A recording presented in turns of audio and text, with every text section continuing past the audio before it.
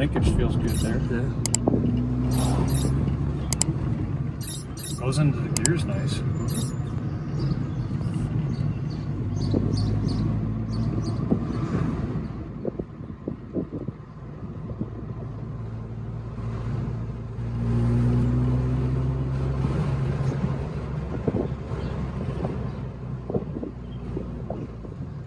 Everything else about it Stops feels good. Yeah, the brakes feel good. Suspension feels good. I haven't really bent it into any corners or anything, but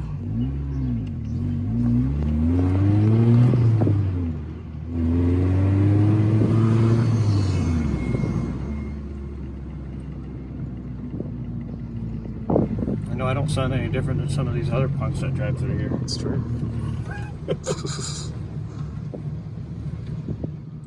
Yeah, I think just fix the clutch and the shifter and you're good.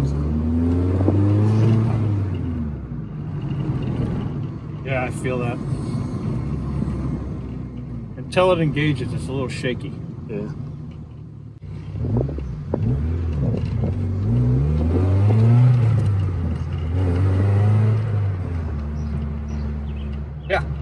Yeah, transmission feels great. Yeah. Feels better than my TSX. I just had that rebuilt.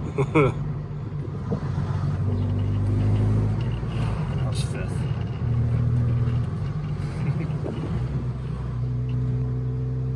Cool.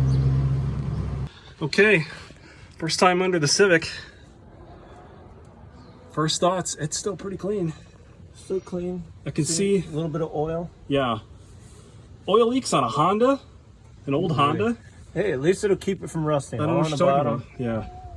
It's true, it keeps it lubricated.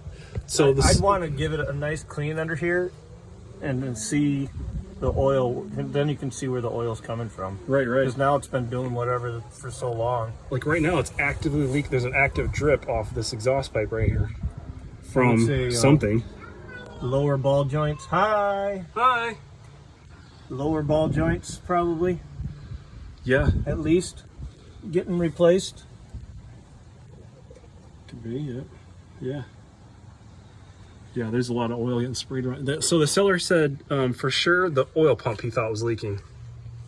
And that could cause all of this mess. I figure maybe 20% of the time you trust the seller, because I'd much rather just verify things for myself, because sometimes Where's your exhaust leak? Sometimes the seller doesn't know. Your leak is right here. It is in the pipe? It's right behind the second resonator. Okay, so it is a new pipe then. All right. Yeah, there's a hole right there. Good. Oh, so we'll buy a new pipe. Some bubble gum, and we're gonna stick that on there. We'll buy a new pipe and put it on. That's what we do. You edit that, man. There's no bubble gum. No bubble gum is happening. The rest of it, dude, I don't really see any rust. I don't know about you. There's no rust. There's no dings. Okay. No dents. Nobody's like smacked the oil pan on a railroad crossing or something like I did. No, oil pan looks good. Yeah. It's leaky. There's just a lot of oil, and I'm hoping with... Is there a skid plate that's gone with here? what we do. There's the front. So you said lower ball joint here. Yeah, that ball joint looks like it's a little squished. Yeah. Probably is. Tie rod end looks good. That looks new. Newer, yeah. Huh? Could be. The bushings to the control arm, at least at this point, look good. Okay. These look really good. This control arm. What's that? Oh yeah. This is where the control arm goes lower. into the frame, into the cradle, or the subframe. Yep. Is it in the base of the shifter? Is where the... In the base of the shifter, there is, right up here, there's a gasket. Okay. And above that gasket, there should be a bushing. Okay. And it seems like that bushing either is not set properly, or it needs to be replaced. Gotcha. You can see the wiggle with it, and that's nice and tight too, so you can see that's moving along with it. So it's not in that. It's not in there. It's not in that mount. Where it goes into the transmission. Right. And I doubt that it's in here, because this is all controlled by this bushing inside of the car. Okay. This is like the mount. Looks like a support that goes from your shifter support that goes up into your console. Mm-hmm. And then it goes right here to a bushing.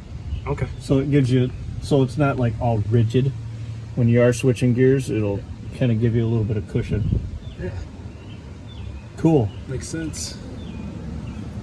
so it won't like shake it out of your hand. There's the hole for the exhaust right there. That's the pipe.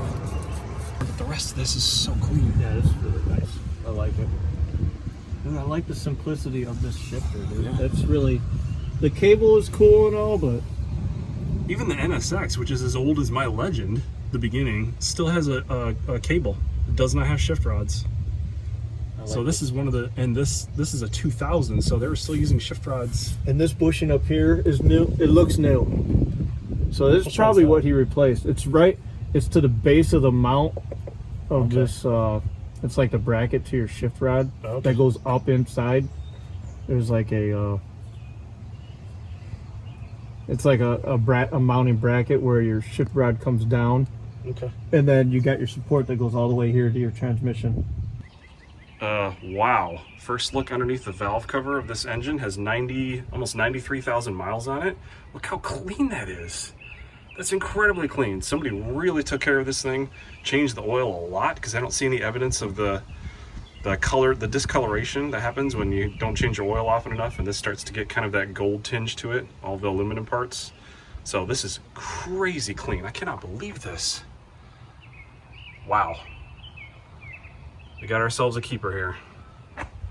So we'll keep on making sure it stays pristine like this. I missed most of it. There's the water pump exploding, all the coolant sprayed out of there. As you can see here, this is the original, this is the water pump that came out of the car just now. This is the new one with Honda and a different casting mark over here that's not on here. I'm kind of wondering if this is a Honda water pump at all. I'm wondering if somebody's gone in and already changed this water pump once. So hard to know, but I'm glad we're doing it again today. Okay, so here's a couple things we've learned from working on Hondas. This is the 2000 Civic Si, the EM1 platform. So one of the things you have to do the timing belt, which we just did, is a brand new timing belt down there. You have to take the lower power steering bracket off. And if you notice here, this is the middle bolt that goes right down there. The bracket sits pretty much like this. That middle bolt, can't really see it where it is right now, but the middle bolt has kind of a recessed area around the head, which makes it really difficult to get any kind of a wrench or a socket on there. And what makes it more difficult is right down here, the hard line for the AC is right up, it's pulled back right now, but it's right up against, right about here is where you have about this much room, which is maybe 1.5 inches, maybe 2 inches at the most, because the head sits about right here for the bolt, and it's not enough room to get any kind of socket that we have anyways, or any kind of wrench onto the bolt. So and we struggled with this for a while. The very first time we did one of these cars, the only way that we know how to do this is you have to undo the mounting bolts, and this is not something they talk about in the manual or anywhere else that I know of. You have to undo the mounting bolts, all 4 of them, pull the AC compressor back like 1.5 inches or so. That lets you just barely get enough room to get a socket on, so you can get a socket head on this bolt and pull the bolt off, because you can't go any further. You can't take the lower timing cover off until this bracket is out.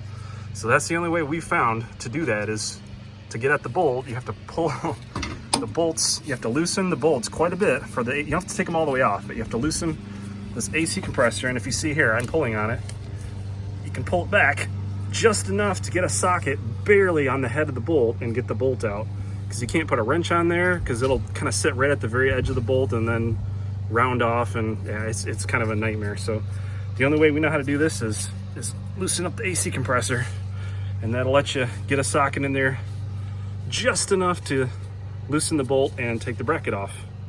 Yeah, lessons learned. But other than that, we love these cars. It's such a clean car. New bearings installed, everything's all greased up, works smooth as butter, and that's what you want to see, the inside of your clutch housing. Yeah, so I kind of suspected. You can see here the O-ring that's on the distributor is red or like orange, and the factory Honda O-ring is black. Honda's usually pretty good about making all of their gaskets and seals and O-rings a certain color. In this case, most of their O-rings or seals are black. As a rule, quite often if you see a color like red or blue, there's actually a blue gasket around the oil pan on this car, which tells me somebody's been messing around with the oil pan, but it looks clean and like it's okay for now, so we're gonna leave that. But I'm gonna put these are really cheap, so I'm just gonna put a Honda O-ring on this, and that's probably why it's leaking from this seal, and that should fix that. Okay, so just to show you a little bit about the inner workings of the VTEC solenoid on the B16 engine. The solenoid on top here is kind of rusty and looks pretty old, so we're going to replace that, and there's a gasket in between there. And then here there's a little mesh baffle screen right in here that comes out, and we'll put a new one in there from Honda. And there's a new, it's not an O-ring, but a gasket that goes there.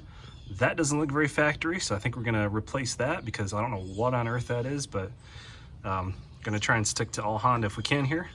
But that's what that looks like, and then this just bolts right back up to there and gets torqued back down.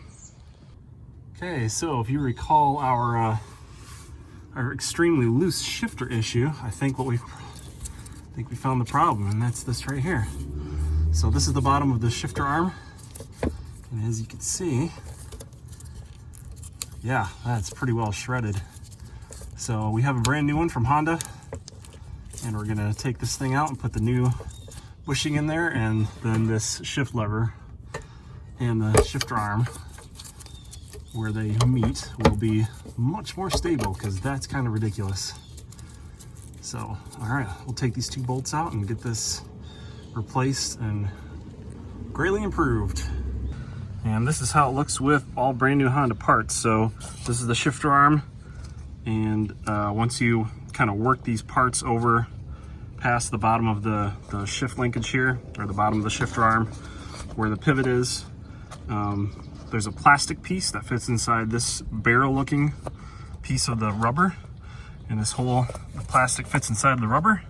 This whole thing slides up onto the ball of the shifter, and a little lithium grease in there to make everything work smoothly, and it's all set in much better shape and ready to go back in. Okay, so the new the shift linkage is all put back together underneath with the new Honda factory bushings and everything. So the shift lever, it feels a lot tighter than it did before on the side to side, and then when you put it into gear, there's still a little bit of side to side play. I think that's from the factory. I think some Hondas are just, they have such tighter shifters than this that you get used to that, and you're not prepared for when you step into a Civic and it does this in gear. But that does feel a lot tighter than it was. It feels much closer to what I would imagine factory should be like. There's second. So I think we're gonna go with that, and that looks much closer to where it should be. Just one other example of kind of how OCD we're trying to be. We noticed this washer fluid tank, the lid is kind of faded and worn a bit, so we wanted to replace it with a nice shiny new one. So we'll put that on and it'll look 100 times better.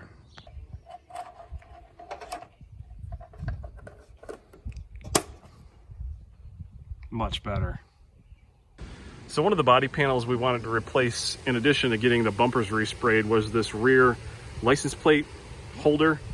You can see here the key housing surround kind of got all bashed up, and so we have a spare one that came with the car, and we're going to be putting it in, and so this area will look much better shortly. Gross. Yeah, that needs to be cleaned up. Even if it's going to be behind a panel, it needs to be cleaned, so we're going to get in there and scrub. Much better. Overall in much better condition, all new hardware. There is still a little bit of a kind of a scuff mark here, a little paint's missing, but we'll touch that up and the rest will look good as new. Love it. Just in time to have the po-po come up on us. It's all right. We're legal, I'm pretty sure, even though that license plate just says 2000 on it. Anyways, it is a glorious morning. It's a bit earlier than I'd like to admit, but that's fine. We're on the way to Radwood, Detroit. I'm actually following one of the other cars in part of our collection is the 1988 Honda Accord with the 5-speed manual. It's got like 19,000 or just under 19,000 miles on the clock. It's in mint showroom condition. That thing is that's a work of art. That's a museum piece basically. But I'm in the 2000 Civic Si that we just finished up. I haven't been in this car for a little bit because it's been off getting a polish and paint correction and everything else to make it shine, and I have to tell you, This paint looks like it was poured on, like it's liquid red. It's fantastic. The car drives wonderfully. It's nice and quiet now with the new exhaust. The OEM clutch, yeah, it makes it feel like a factory stock Honda, which is what we wanted. That stage 3 clutch was ridiculous. It was like a one-legged Thighmaster. It just didn't fit with the rest of the car because nothing else on the car is modified. So why would you have this like really heavy stage 3 clutch in? It didn't make sense. So we had to pull it out and put a stock one in. It's brand new. There are a lot of new parts on this car, and you can tell because it drives so nicely. It's just buttery smooth. The handling is wonderful. Even, I don't know if you can see, but the brand new shift knob that we put in, when you touch it, it makes the whole car feel like a new car, even though it's not new, but it's in really, really nice shape. Especially considering how many of these cars got beat to death back in the day when they first came out, and then the Fast and the Furious movies came out. I will be totally honest with you. I wasn't a huge fan of these cars and the Integras for a long, long time. Yeah, I think a lot of it is because of the Fast and the Furious movies, because of the whole import culture at the time where everything was very cheaply made. You got parts from China that didn't fit. You got the neon underglow kits, the huge crazy body kits. A lot of stuff was done with very poor quality. People just bought the cheapest thing they possibly could and just slapped it on their car, or worse yet, like cut up their car to make stuff fit on it. You had the cheap eBay turbo kits for $79, and then that would wreck your engine because you're trying to bolt something on that wasn't meant for your car. So a lot of that whole culture of the time of the early 2000s, to me, really soured me on cars like this, and honestly, that I did myself a disservice with that, because these cars are so nice to drive. They're so much fun. Bone stock right out of the box. This little engine, yeah, this 8,000 RPM redline, that's ridiculous. The handling is fantastic. You can tell, this is a very lightweight car. It only weighs like 2,700 pounds maybe. But it's a joy to drive. All the controls are super lightweight. Everything's intuitively laid out. It's very easy. The steering is easy. The clutch, the shifter, the brake, everything just works so well and so fluidly. You can tell it's one of the best. It's Honda at its best. Are cars like this, and it just makes it so much fun to drive down the road. So I'm glad our culture is starting to warm up to cars like this that kind of were overlooked a lot or kind of ignored for a lot of the same reasons, that you're just kind of lumped in with the whole, well, it's one of those Fast and Furious cars. You look at it and you think it's going to be unpleasant to drive or super rough, loud, noisy, unpleasant, but this is none of those things. It's not like a Lexus quiet car, but it's a lot quieter than some car with an exhaust that you could just about stick your head into. And it's great to drive. The ride is very smooth. Suspension is great. Yeah, this is a really nice car.